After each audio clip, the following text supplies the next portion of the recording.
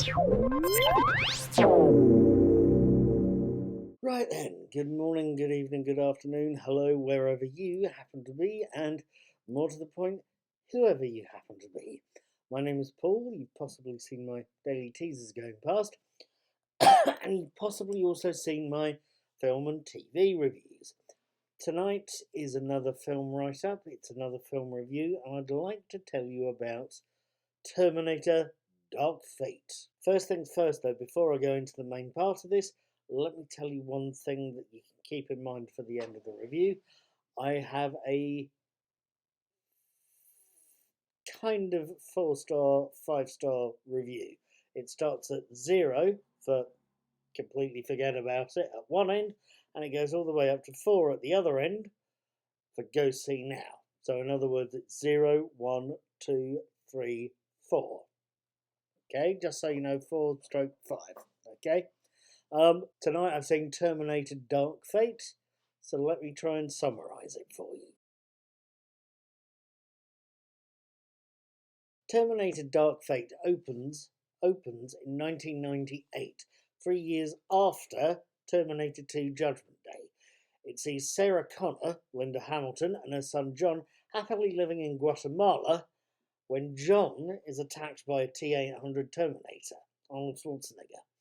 It's a Terminator that beeps occasionally like my phone. It's a Terminator that's sent back by Skynet before Skynet...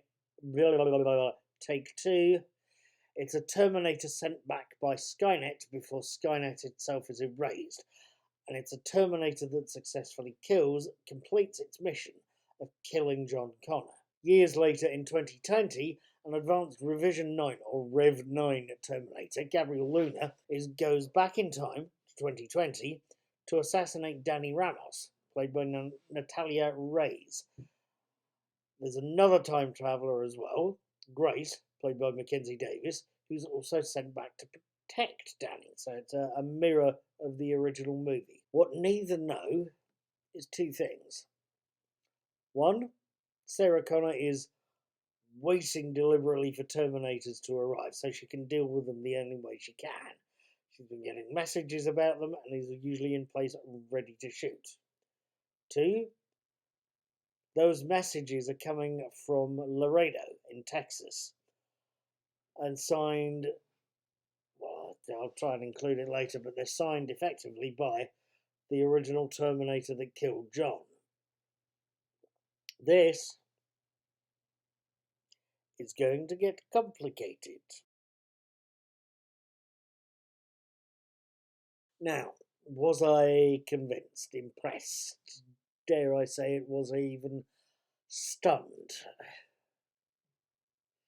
Possibly not. Overall, I have to admit I wasn't totally taken with Terminator Dark Fate.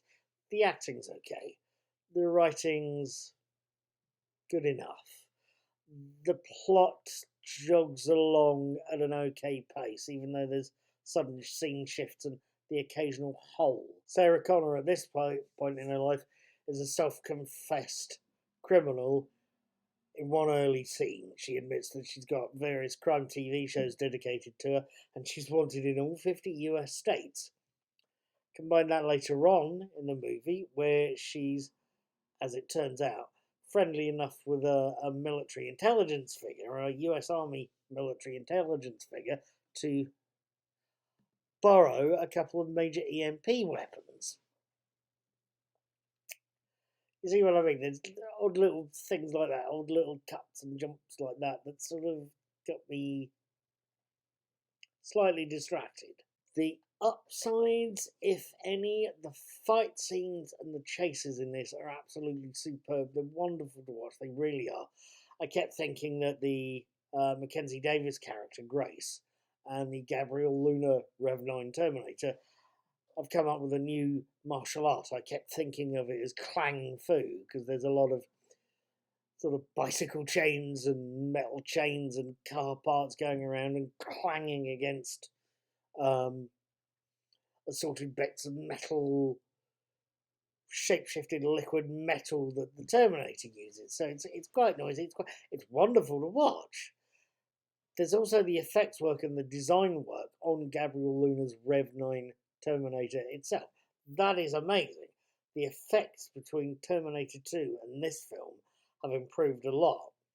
And the actual design of the Terminator as well, again, is superb. It can separate out into effectively two cloned Terminators. One's the old-fashioned endoskeleton type Terminator that we know well enough from the first few movies, the other being a liquid metal one, and they can coordinate with each other. So that design of that Terminator is great, and the way it works is great. It's one of the two good things in the whole movie, unfortunately.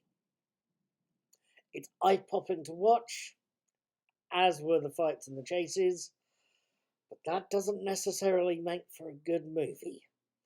I think Terminator Dark Fate is just about watchable. It's okay to have seen it, but it's fairly forgettable as a film. That also leaves me wondering if I should maybe have watched something else. I don't know at the moment, but I will say I'm leaving Terminator Dark Fate with just 1 star. Thank you for watching. Leave me a comment. Let me know what you thought about the film and whether you agree with me as to whether it's any good or not. Have a good day and try not to get into a helicopter. Thank you for watching.